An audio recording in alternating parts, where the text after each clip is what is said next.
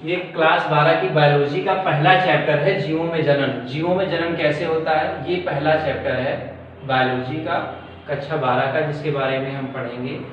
और ये काफ़ी इम्पोर्टेंट चैप्टर है। और तो हम इसको, इससे संबंधित चीज़ों को हम पिछली कक्षाओं में कई बार पढ़ चुके हैं, ठीक है, कई बार इन सारी चीज़ों को पढ़े हैं, इसलिए हम केवल एक बार में इसको देखेंगे, रिवीजन कैसे हमारा हो जाए बस, ठीक है ना। तो यही समझ लो रिवीजन क्लास है बायोलॉजी क्लास 12, पहला चैप्टर जीवों में जनन। तो यहाँ पे एक शब्द है जनन और एक शब्द है जीव।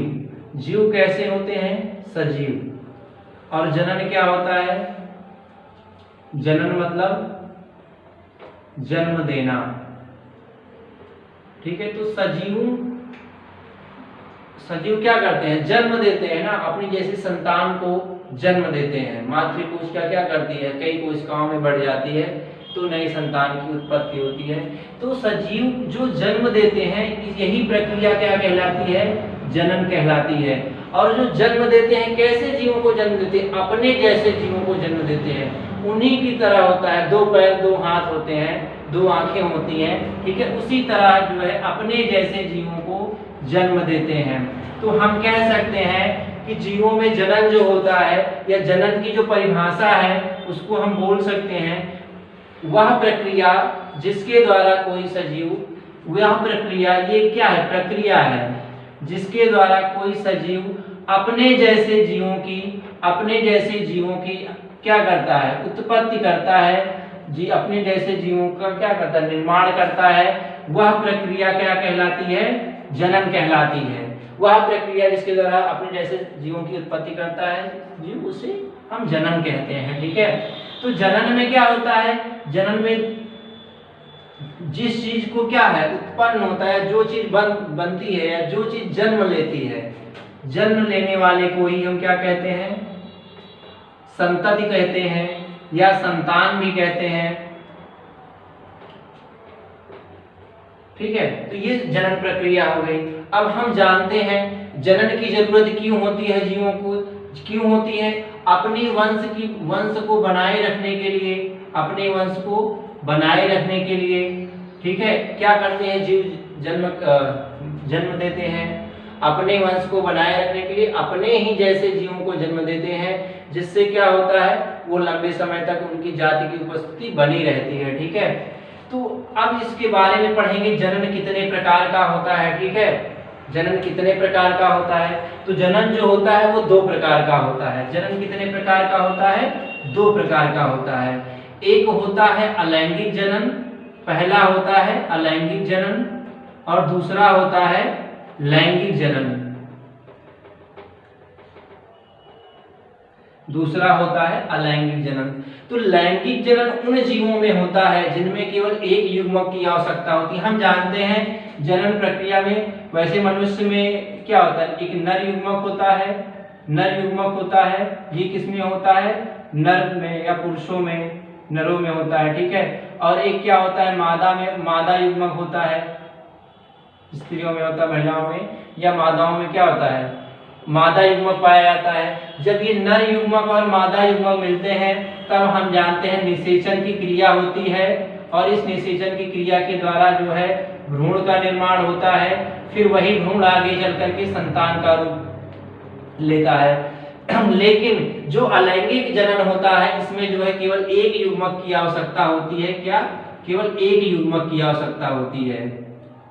या हम कह सकते हैं जनन का वह प्रकार जिसमें एक युग्मक की या किसी भी प्रकार के अलग अलग युग्मक की जरूरत नहीं होती है, उसे हम कहते हैं अलैंगिक जनन, ठीक है। और वह युग्मक जिसमें क्या हो, वह जनन जिसमें 2 युग्मक की आवश्यकता हो, या नर और मादा अलग अलग युग्मक की आवश्यकता हो, अलग अलग व्यक्ति की आवश्यकता हो, नर और मादा, वह लैंगिक जनन कहलाता है। इसमें युग्मकों की संख्या 2 होनी चाहिए, ठीक है। तो जो देखो, जो अलैंगिक जनन होता है, इसमें क्या होता है, इसमें जो संतान बनती है, जैसे मातृकोशिका होती है, जैसे उसकी जनक कोशिका होती है, प्रतिकृति उसकी बनती है, कॉपी उसकी बनती है, वैसे ही कोशिका बनती है जैसे मातृकोशिका होती है, उसी तरह ही कोशिका का निर्माण होता है, ठीक है।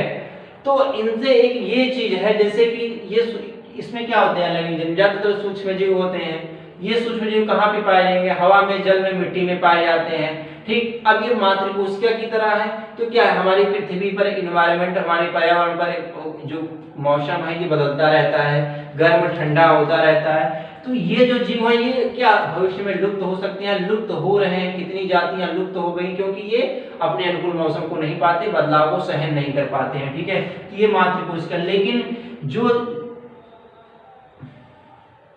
जो है लैंगिक जनन है, इसमें क्या होता है, जो संतान होती है ये जन्म लेती है तो अपने मौसम के अनुकूल होती है, उसके बाद की नई पीढ़ी आएगी वो अपने मौसम के अनुकूल होती है।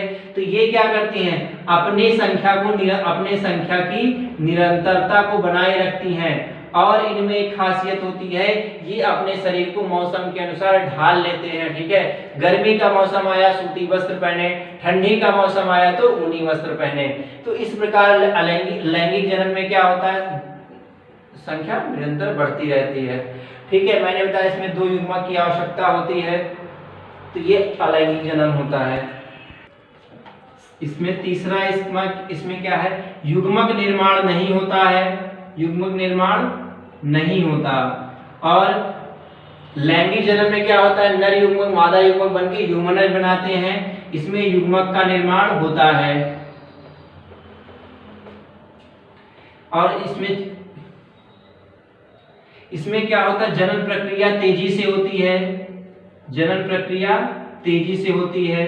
और इसमें क्या होता है, जनन प्रक्रिया में समय लगता है। जैसे मनुष्य में ही क्या है, जनन प्रक्रिया 9 महीने 10 महीने लगती है, ऐसे अलग अलग जीवों में 1 साल 6 महीने है ना, तो काफी लंबी लग जाती है। जबकि क्या अलैंगिक जनन में ऐसा नहीं होता।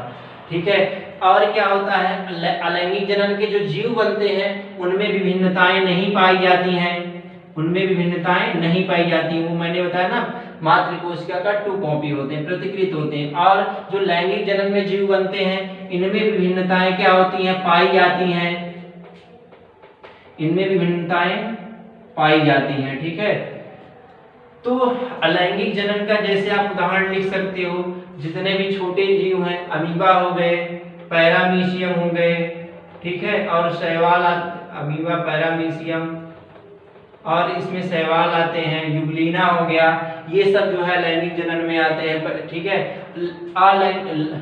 अलैंगिक में आते हैं। लैंगिक जनन में जैसे मानव हो गया, कुत्ता हो गई, बिल्ली हो गई, और कुछ पेड़ पौधे भी आते हैं, जिसमें अलग कुछ पेड़ पौधे भी आते हैं, सारे नहीं, ठीक, कुछ पेड़ पौधे भी आते हैं, तो वो लैंगिक जनन कहलाता है। तो ये लैंगिक और अलैंगिक जनन का अंतर भी हो गया, लैंगिक और अलैंगिक जनन इनका प्रकार हो गया। अब हम पढ़ेंगे अलैंगिक जनन क्या होता है। ठीक है, अलैंगिक जनन की क्यों जरूरत पड़ी। अलैंगिक जनन होता तो है, एक ही युग्मक होता है, लेकिन ये अपनी संख्या में वृद्धि कैसे करते हैं, एक ही युग्मक है, हो सकता है भविष्य में। पहला प्रकार है इसमें अलैंगिक जनन, इसको बोलते हैं एसेक्सुअल रिप्रोडक्शन, जनन को बोलते हैं रिप्रोडक्शन, इसको एसेक्सुअल रिप्रोडक्शन, अलैंगिक जनन हो गया। ठीक है, तो अलैंगिक जनन में जो होता है, जीव क्या होते हैं, जीवों में ना तो बीज होता है और ना ही युग्मक होता है कोई और।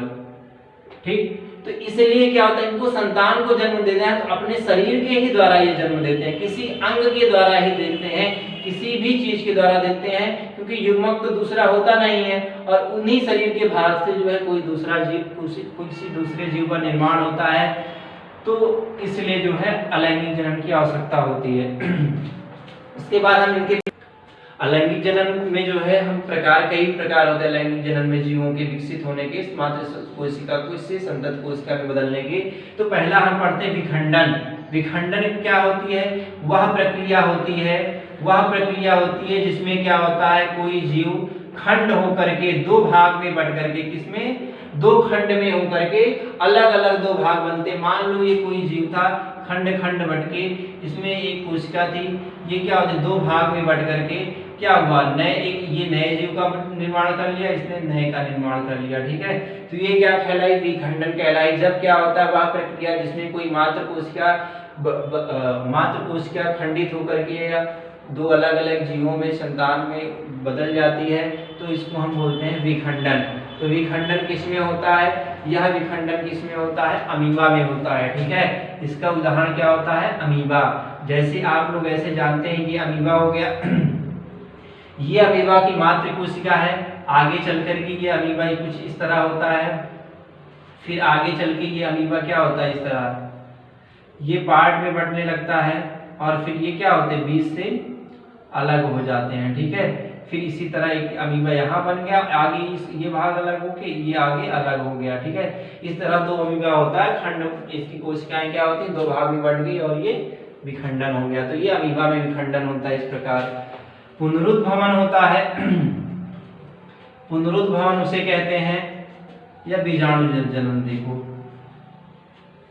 जब बीजाणु जनन किसे कहते हैं?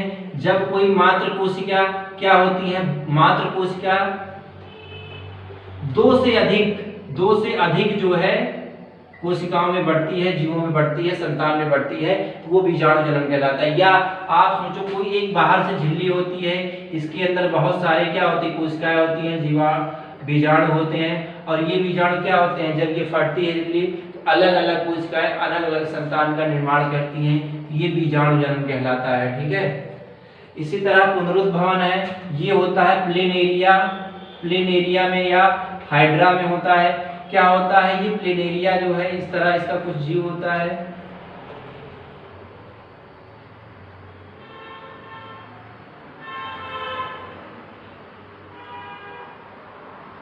इसका कुछ जीव होता है। अगर इसके शरीर का जितना खंड होगा, ये मात्र कोशिका है, इसका जितना खंड होगा उतना खंड क्या होगा? नए जीव का निर्माण कर लेगा।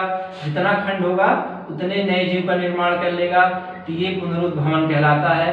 तो ये पुनरुद्भवन की क्षमता इसी तरह हमारे शरीर में लीवर में होती है, यकृत में होती है। ठीक है, खंडी भवन किसे कहते हैं?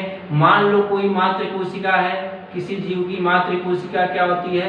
अचानक से या किसी दुर्घटनावश इसका शरीर कई भागों में बढ़ जाता है, तो जितने भागों में बढ़ता है, जितने अंग उससे कटते हैं, उतनी जो है उतनी संतति का निर्माण होता है, उसे जो है खंडी भवन कहते हैं।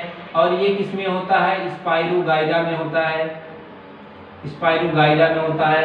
इसी तरह मुकुलन किसे कहते हैं? मान लीजिए कोई मात्र कोशिका है, कोई जो है एक कोशिकीय जीव है, कोई ना तो जीव है, उसके शरीर से एक उभार उत्पन्न होता है, वो एक मुकुल इस तरह जो है ऐसे उत्पन्न होता है। फिर आगे चल करके ये जीव, ये मुकुल क्या होता है? धीरे धीरे बड़ा होता जाएगा और बड़ा होता जाएगा, फिर ये ऐसे, फिर ये क्या करेगा? एक नया जीव जो है इस तरह ये खुद बना लेता है इस तरह, और ये फिर अलग होकर के एक नया जीव बनता है। ठीक है, इसको मुकुल कहते हैं, इसको उभार बोलते हैं। और ये क्या होता है? फिर अलग हो जाता है, इससे एक नया जीव बन जाता है। शरीर में कोई उभार उत्पन्न हुआ और धीरे धीरे बड़ा होता हुआ वो बड़ी कोशिका बन गया और उसे शरीर से अलग होकर एक नया संतति का रूप ले लेता है। तो ये मात्र कोशिका, ये विधि जो है, प्रक्रिया क्या कहलाती है? मुकुलन कहलाती है। ऐसा होता है हाइड्रा में, होता है हाइड्रा में मुकुलन। ठीक है, इसके बाद हम लोगों ने पढ़ा है बहुविभाजन किसे कहते हैं। एक प्रकार और है बहुविभाजन। बहुविभाजन वो होता है जैसे क्या होता है? इसमें एक कोशिका है, एक मात्र कोशिका दो से अधिक कोशिकाओं में बढ़ जाती है। ठीक, और इसका जितनी कोशिकाओं में बढ़ती है उतने जीव का निर्माण होता है, ये बहुविभाजन कहलाता है। इसमें कायिक प्रवर्धन है। कायिक प्रवर्धन सबसे ज्यादा जरूरी है, क्योंकि मान लो कोई पौधे, ये किसी पौधे में होता है कायिक प्रवर्धन। कोई पौधा है जिसमें क्या है? ना फल लगता है, ना फूल लगता है, ना उसके तनों से कायिक प्रवर्धन होता है। जब कोई पौधा अपने जड़ द्वारा, तनों द्वारा और पत्तियों के द्वारा क्या करता है? प्रवर्धन करता है, या नए जो है पौधे का नए संतति का निर्माण करता है। किसके द्वारा? जड़ों द्वारा, तनों द्वारा, पत्तियों द्वारा प्रवर्धन करता है, वो जो है कायिक प्रवर्धन कहलाता है। ठीक है, ऐसा करने की जरूरत क्यों होती है? क्योंकि उस पौधे में जो है बीज नहीं पाए जाते हैं। बीज नहीं पाए जाते हैं। बीज ना पाए जाने की वजह से क्या होता है? वो अपने जो है नए पौधे का निर्माण नहीं कर सकता है, तो वो अपने शरीर के किसी भाग द्वारा ही नए जीवों का निर्माण करता है। जैसे आपने गुलाब का जो है पौधा देखा है, आप क्या करते हैं, उसकी डाली को कलम करते हैं और उसको लगा देते हैं, नए पौधे का निर्माण हो जाता है। ठीक है, उसके पुष्प को आप फेंकेंगे नहीं, उसके पुष्प द्वारा या उसके बीज द्वारा नए पौधे का निर्माण नहीं होता है। आप अजूबा की पत्ती देखे हैं, अजूबा की पत्ती होती है, उसी पत्ती में नई नई कलिकाएं होती हैं और उन कलिकाओं से जितनी कलिकाएं होती हैं उन्हीं पत्ती से ही नए पौधे का निर्माण होता है। तो ये पत्तियों द्वारा प्रवर्धन हो गया, अजूबा में होता है। और गुलाब में क्या होता है, तनों के द्वारा होता है। और आप जो है तनों के द्वारा उसमें पढ़ते हैं, आलू में कंद होते हैं ना, कंद के द्वारा भी आप उसको काट कर आलू को लगा देते हैं, नई आलू का निर्माण होता है। गन्ने में आप जो है उसके तने का उपयोग करते हैं, कंद का उपयोग करते हैं। ठीक है, जड़ का भी आप उपयोग करते हैं, कई सारे पौधों की आप जड़ों को लगाते हैं। और क्या होता है, जैसे आप लोग कई प्रकार की इसमें सब्जियां आती हैं, जड़ का उपयोग, जड़ द्वारा प्रवर्धन करते हैं। ठीक है, तो जैसे आपका हो गया